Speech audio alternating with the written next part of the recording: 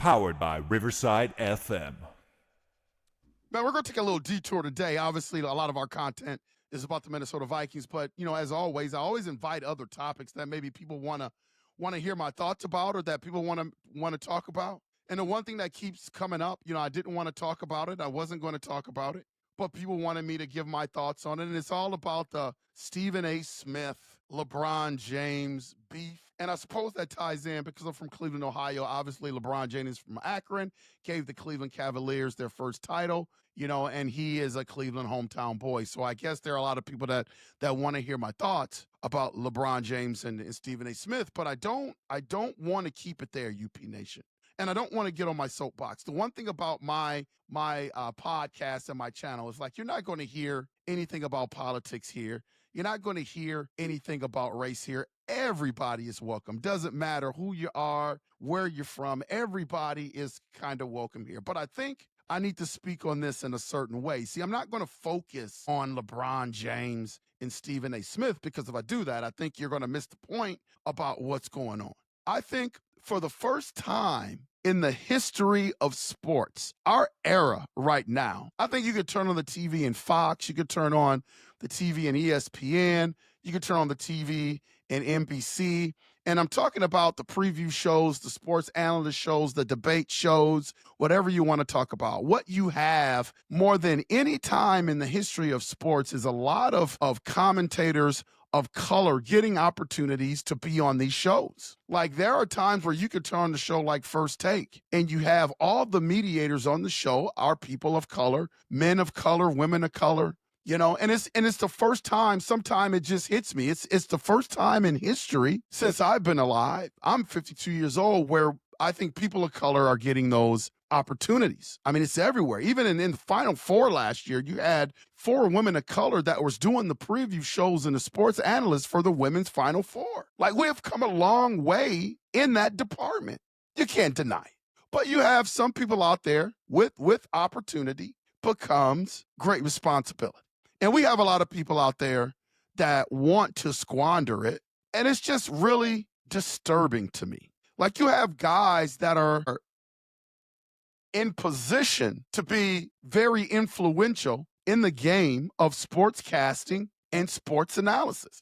I mean, there are people that have scratched and clawed and paved the way for certain people to have the jobs that they have on ESPN and Fox. There is no question. There are guys, black, white, Asian, Hispanic, whatever race you are, there are people in colleges that are grinding in these communication majors to be able to get one of these jobs. These jobs are very popular. People are going after these jobs. You understand what I'm saying, UP Nation? So now when you look at it, a lot of these jobs are getting eaten up by former athletes, that were NBA players, that were NFL players, and rightfully so. There are a lot of people, a lot of audience people that want to see these people and hear their thoughts. They have an insight turn in the game because they've been in the locker room, they've played on the field or the court. So a lot of people love to hear what these people have to say. But let me tell you what's going on that I'm sick of. These people that get these opportunities, these athletes that are getting these opportunities are squandering the opportunity. And they're tainting the opportunity. Let me break it down to you. Let me get you in the mind of what I'm talking about. Those of you that haven't researched it, but you can Google it. It's all over the place. It's no secret. You have guys that are of some stature, guys like Stephen A. Smith. Stephen A. Smith is signed $100 million contract for ESPN. He is the highest paid entity on ESPN.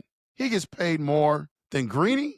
He gets paid more than Pat McAfee. He is the face of ESPN.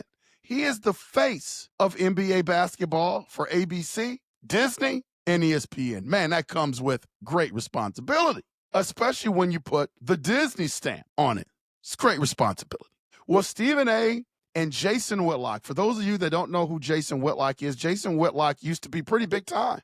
Pretty big time. You saw him on Fox at times. You saw him on ESPN at times. When I became familiar with Jason Whitlock, he was always the sub guy for Jason Wilbon and Tony Kornheiser on Pardon the Interruption. Very astute guy, very intelligent guy. I never got a chance to read a lot of his articles in terms of being a journalist, But for all intents and purposes, Jason Whitlock was fantastic. And he's been under some controversy over the years, and basically he's been jettisoned from those two organizations, and now he has his own podcast. Well, if you ever seen his podcast is not bad, but he's constantly a guy that's after Stephen A. And this thing came to a head because he questioned Stephen A's basketball career at Winston-Salem State. He said there's something fishy going on with Stephen A and his basketball career because the stats aren't accurate, stuff don't line up, Stephen A didn't play, and a lot of his stuff that Stephen A hangs his hat on is just a little bit fishy. And so Jason Whitlock, being the journalist that he is, he's called Stephen A on a lot of stuff. And Stephen A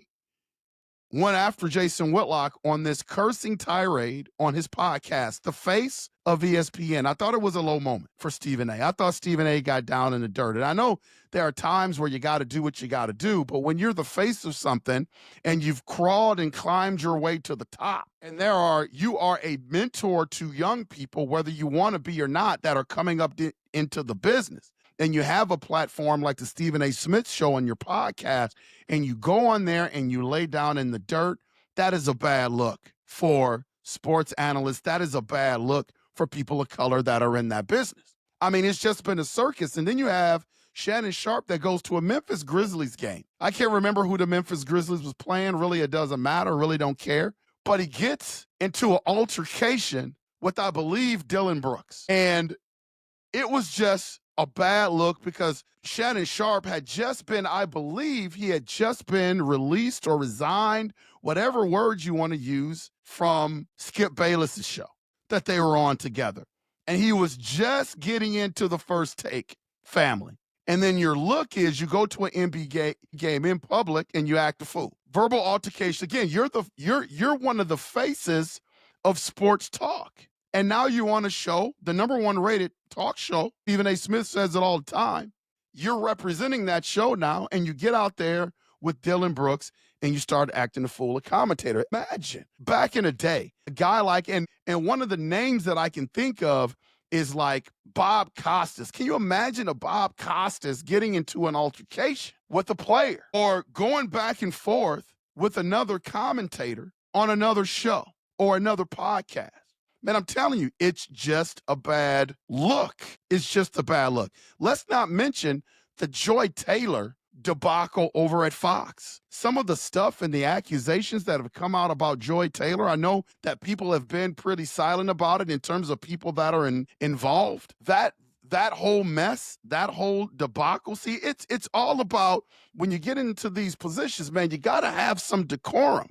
You got to have some class. And when it comes to all of this sports analysis, this debate shows and people that have these platforms, they don't seem to care about the platform. I mean, think about who the brand name guys are in sports, no matter what network they're on, that's giving you their ideas and their opinions about sports every day.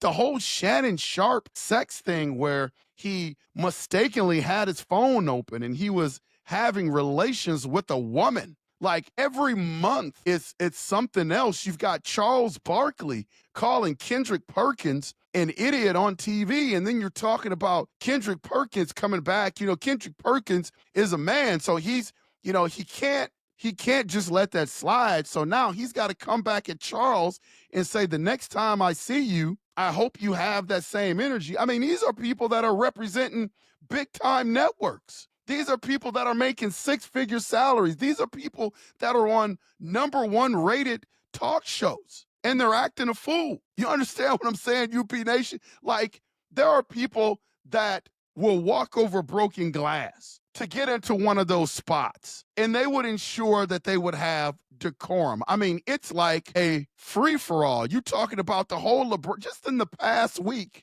the LeBron James stuff, with Stephen A. Smith, it always seems like Stephen A. Smith is into something with somebody. But now you got LeBron James going on to the Pat McAfee show, insulting Stephen A. Smith, one of the icons of the league. Imagine a Magic Johnson or Larry Bird or Michael Jordan. And people can say, well, it was a different time. There was no social media. There was no podcast. But there was still availability to either show class or not show class. And those icons and those guys decided to show a little bit of class. Like, I just couldn't imagine some of those guys going on TV shows and calling a sports analyst an MF, because that's what LeBron James did. He called Stephen A. Smith an MF on Pat McAfee's show. And Pat McAfee really didn't have anything to do with it. I know the first thing that people wanted to do was kind of jump on Pat McAfee. My only problem with Pat McAfee is not having LeBron James on to vent, because Pat McAfee wants his bag too. He wants his ratings too. But Pat McAfee was just sitting back giggling and laughing as LeBron James is tearing down one of his teammates in Stephen A. Smith. That's the only problem I had. Like, you can interview the guy and let him talk, but you shouldn't be, laughing and sniggling and giggling. Like, that's the problem that I had with the whole thing. And then you have Stephen A. Smith, of course, being a guy. You can't get called out on that, because I know you're on, publicly, because your ego's too big, so you can't let it go. So you've got to come back on your podcast, and you've got to come back on your #1 rated debate show, and you got to talk about if LeBron James, put his hands on you, that you would have to swing on. Think about this crap, man. You're talking about probably one of the biggest names in sports debate in Stephen A. Smith. Whether you like him or don't like him, that's kind of where he is. And you're talking about the Michael Jordan of our era and LeBron James. And you talking about, if he put his hands on me, I would have swung on him. Think about when it comes to sports talk and debate. Man, it's a zoo. It's a zoo. And it always seems to be people of color that are doing it. And the only reason why I'm calling out, I know some people are going to be upset with the pod. I know some people are going to be upset with unconventional playbook, and they're going to be like, Coach Jones, why you calling people out like that? Man, because I want to see people that get opportunities to continue to pave the way. And people will let you act a fool. People will allow you to be the court gesture if you want to be, and continue to pay you top dollar to do it. And I just think that the people are involved, that the people that are acting the fools are better than that. And it just seems to be just stuff that is just out of the box. Stephen A. said he's going to swing on LeBron James. LeBron James coming over to Stephen A. in the middle of a game to confront him about what he thought Stephen A. was saying about his son, when that stuff could have been handled in the back hallway of the arena after the game. But LeBron James chose not to do that. It's just a bad look. It's just a bad look, UP Nation. So those are my thoughts. I really didn't want to keep it with LeBron James and Stephen A., but the whole debate scene, like, they just gave Stephen A. $100 million for acting the fool. Hell, they should have gave it to Michael Wilbon. Michael Wilbon is one of the classiest guys on ESPN. He's knowledgeable, intelligent, understand his craft. He's been at it for the long time. Pardon the interruption. I'm not familiar with what the ratings are, but they've been on TV for a long time. They sure as hell aren't hurting with Tony Kornheiser and Michael Wilbon. It's one of my favorite shows. I'm mad that it's only 30 minutes. Like, they should extend that show out to an hour, in my opinion. But they choose to give the bag to Stephen A., who's being confronted, who's going on curse tirades and talking about swinging on the greatest player of our era. It's unbelievable, man. It's unbelievable. If you guys are familiar with what's going on, put your thoughts in the comment. Hey, man, if I'm out of the box, let me know I'm out of the box. If you agree with me, let me know you agree with me. I just want, there's never been a time where people of color have had this opportunity to be on national outlets, and they're squandering it. They're squandering it with all the off-the-camera, off-the-court antics. It is starting to make me sick. And I'm getting really, really tired on it. So when people ask me to talk about the whole LeBron James, Stephen A. Smith, look, man, I just didn't want to keep it there. I wanted to give you the broad perception of what's going on and what I'm thinking about. For me, it's a very unfortunate situation. I can't stand it. I can't stand by and not say anything. So when people of UP Nation asked for me to speak on the subject, I had to speak on the subject. So this has been Unconventional Playbook. Please hit that like and subscribe button. Thank you for letting me get on my soapbox. We took a little bit of detour from Minnesota Vikings football. We'll get back to that as well. Minnesota Vikings, rumor has it, is on the verge of signing Asante Samuel. I hope that gets done, man. If that gets done, hats off to my guy. For those of my Kwesi haters out there, that's another check in the box for Kwesi Adolfo-Mensah to get that extension. Hit that like and subscribe button, please. It helps the station continue to grow. I would really, really appreciate it. Please consider becoming a member. Those of you that become members will have the opportunity to be entered into a drawing before the draft. The draft is coming up. It's going to come up really fast. You got an opportunity to be entered into a drawing to win one of those sharp Minnesota Vikings Winter Warrior jerseys. Man, those things are sharp. And as always, UP Nation, I will see ya when I see ya. Thanks for tuning in.